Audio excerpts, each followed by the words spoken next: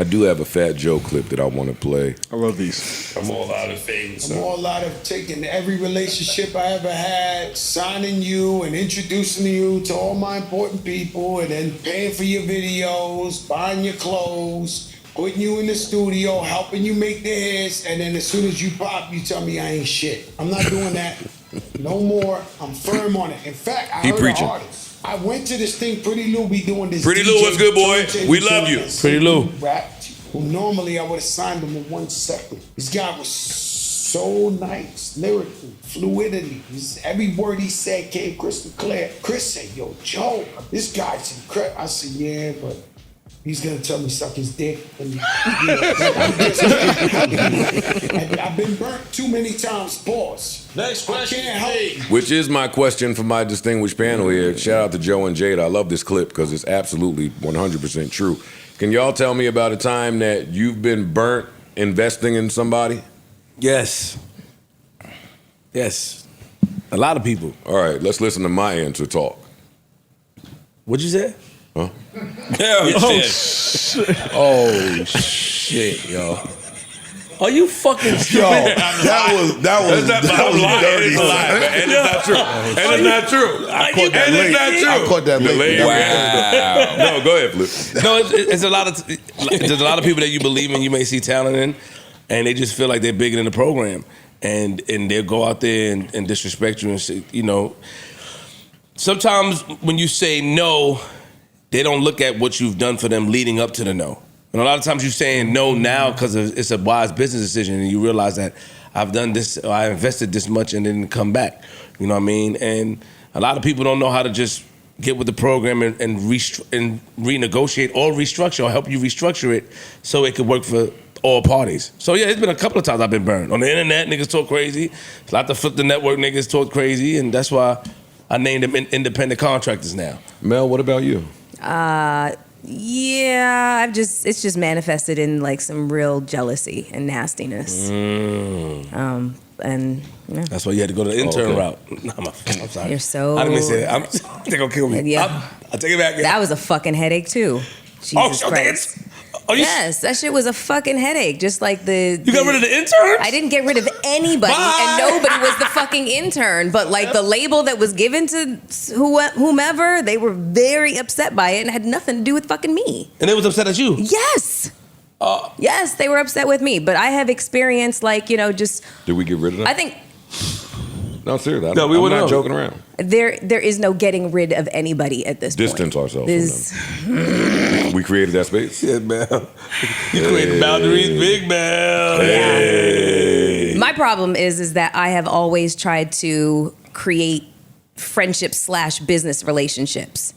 And So and use people. No.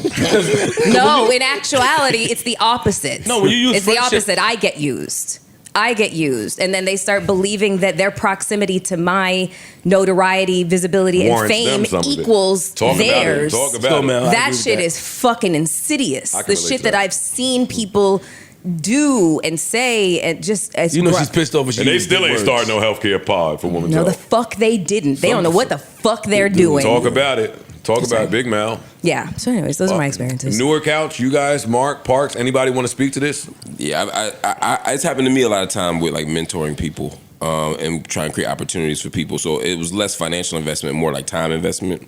I mean, I can think of one situation where I invested a lot of time and energy into like mentoring somebody, helping them become writers, and I even like put them on a project where someone asked me to write something, and I said, well, look, I'm gonna bring on these other two guys. I didn't quite have the time, but it was a really prestigious honor, and for them it was an opportunity to get put on something they wouldn't otherwise get put on. And I was dealing with some stuff. Long story short, like at the end of the day, they took my name off of it. What? And it only kept theirs. And they told me, well, you were hard to reach, so we felt like it was the right decision. I was like, it wasn't your decision to make. And we haven't spoken really, maybe once since. It's been about maybe 15 years. And yeah, Puff. You ain't do nothing to this beat, So, I've just learned that you can't always invest. You can't always invest in people the way you want to, and you can't expect them. The reward has to be the effort. I can't assume that people are going to act right. I just have to. It almost made me not want to like mentor people anymore. Same thing. Speaking of not investing in people, or speaking of investing in people that you shouldn't have invested in, Mark, not too long ago, you brought up a gentleman, I think this is the same person, Philly man who was awarded $4 million after being wrongfully jailed for 24 years for murder, is back in prison for killing a man over his $1,200 drug debt. Did you see that story? Yes. Is that the same? We talked about that's the story. Yeah, there's two different stories. Yeah, not the guy Surge, but this one. Yeah. It was rough. I got it. But I guess my angle on this story is, when can we have a talk about the Innocence Project? What are you guys looking more. at each other like that? Say more, Joe. This guy is crazy. Yo, what are you talking? Everybody else mute up, please. You don't want to be part of this litigation. Go. I'm just saying, when can we have a more detailed talk about how they pick who's innocent and who's not? That's all I'm saying. I would stand with them. They pick the right people. The problem is that prisons are criminogenic, meaning that they make you more likely to commit crime when you're in there. Mm-hmm. So sometimes you can be innocent, but if you spend 3 decades in prison, 4 decades in prison, you still might come out with some psychological issues. You might be more likely to use violence against somebody than you were before you went in. Sure. So just because somebody comes out and commits a crime doesn't mean they weren't innocent. And a lot of times the Innocence Project goes based off of like DNA that was not tested or whatever the case is. It's like, they're pretty like incontrovertible. Yeah. Because there's a lot of cases. I had a guy maybe like 3 weeks ago hit me up. My brother, a lot of time when I'm talking to my brother in prison, like people want to speak to me, so they always be like, if he's cool with them, he'll hand them the phone, and then they end up sending me like case files. And I mean, this one dude, like his shit was to me, the evidence was bad. He wanted DNA evidence. He fought for 3 decades to get DNA evidence, and then when they went to test it, the district attorney's office said they lost the file. Mm-hmm. They lost the case. So these things happen all the time. Then he got transferred out of the prison like 2 weeks ago. So I have to find out where he is. But the point is, like, a lot of times these guys be innocent. But even then, the Innocence Project wouldn't take it. Not because they're bad, but because they're so overrun that they. Honestly, I think if the Innocence Project took your case, you probably are innocent. Yeah. To me, it's how many people are innocent that don't get access to the Innocence Project. Yeah. So. Well, there you have it. You and Mel helped to really clear that up for me. I'm glad. I have a totally different understanding than I did before about the Innocence Project and how they choose people. There's a dog. The jail criminalistics things. What'd you say the jail be doing? Criminogenic things. Whatever. New Joe Budden.